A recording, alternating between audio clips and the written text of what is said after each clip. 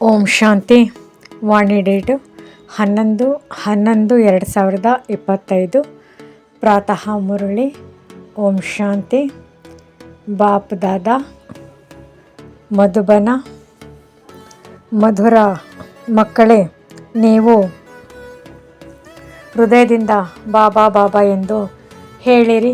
ಆಗ ಖುಷಿಯಲ್ಲಿ ರೋಮಾಂಚನವಾಗಿ ಬಿಡುತ್ತದೆ. ಖುಷಿಯಲ್ಲಿದ್ದಾಗ ಮಾಯಾಜೀತರಾಗಿ ಬಿಡುತ್ತೀರಿ.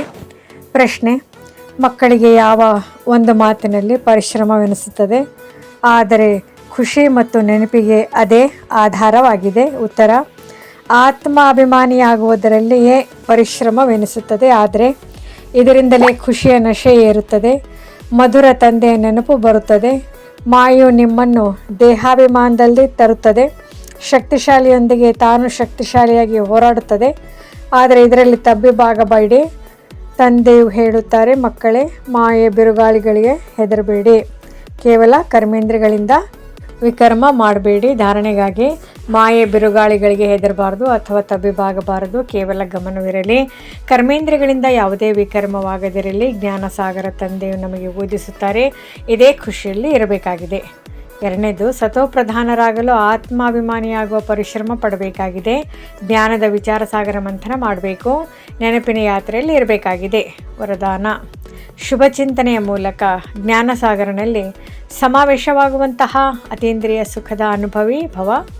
ಹೇಗೆ ಸಾಗರದ ಒಳಗೆ ಇರುವಂತಹ ಜೀವಜಂತು ಸಾಗರದಲ್ಲಿಯೇ ಸಮಾವೇಶವಾಗಿರುತ್ತವೆ, ಹೊರಗಡೆ ಬರಲು ಇಚ್ಛೆ ಪಡುವುದಿಲ್ಲ. ಮೀನು ಸಹ ನೀರಿನ ಒಳಗೆ ಇರುವುದು ಸಾಗರ ಅಥವಾ ನೀರೇ ಅದರ ಸಂಸಾರವಾಗಿದೆ. ಅದೇ ರೀತಿ ತಾವು ಮಕ್ಕಳು ಸಹ ಶುಭ ಚಿಂತನೆಯ ಮೂಲಕ ಜ್ಞಾನ ಸಾಗರ ತಂದೆಯಲ್ಲಿ ಸಮಾವೇಶವಾಗಿರಿ.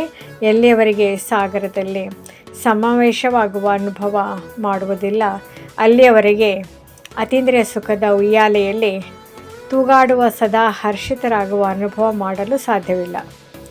ಅದಕ್ಕಾಗಿ ಸ್ವಯಂವನ್ನು ಏಕಾಂತವಾಸಿ ಮಾಡಿಕೊಳ್ಳಿ, ಅರ್ಥಾತ್ ಸರ್ವ ಆಕರ್ಷಣೆಯ ವೈಬ್ರೇಷನ್ಗಳಿಂದ ಅಂತರ್ಮುಖಿಗಳಾಗಿ.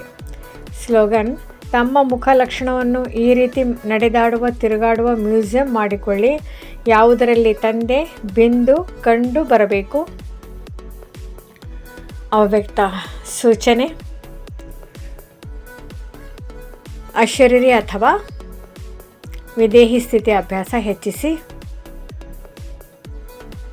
ತಮ್ಮನ್ನು ತಾವು ಶರೀರದಿಂದ ಭಿನ್ನ ಎಂದುಕೊಳ್ಳುವುದಕ್ಕಾಗಿ ಅವತಾರ ಎಂದುಕೊಳ್ಳಿ. ಅವತರಿತನಾಗಿದ್ದೇನೆ ಈ ಸ್ಮೃತಿಯಲ್ಲಿದ್ದು ಶರೀರದ ಆಧಾರದಲ್ಲಿದ್ದು ಕರ್ಮವ ಮಾಡಿ, ಆದರೆ ಮಾಡುವಂಥವನು ಎಂಬ ಸ್ಮೃತಿಯಿಂದ ಭಿನ್ನರಾಗಿ ಕರ್ಮ ಮಾಡಿ. ನಾನು ಮಾಡಿದೆ, ನಾನು ಮಾಡುತ್ತೇನೆ ಈ ಸಂಕಲ್ಪವನ್ನು ಸಹ ಸಮರ್ಪಣೆ ಮಾಡಿ.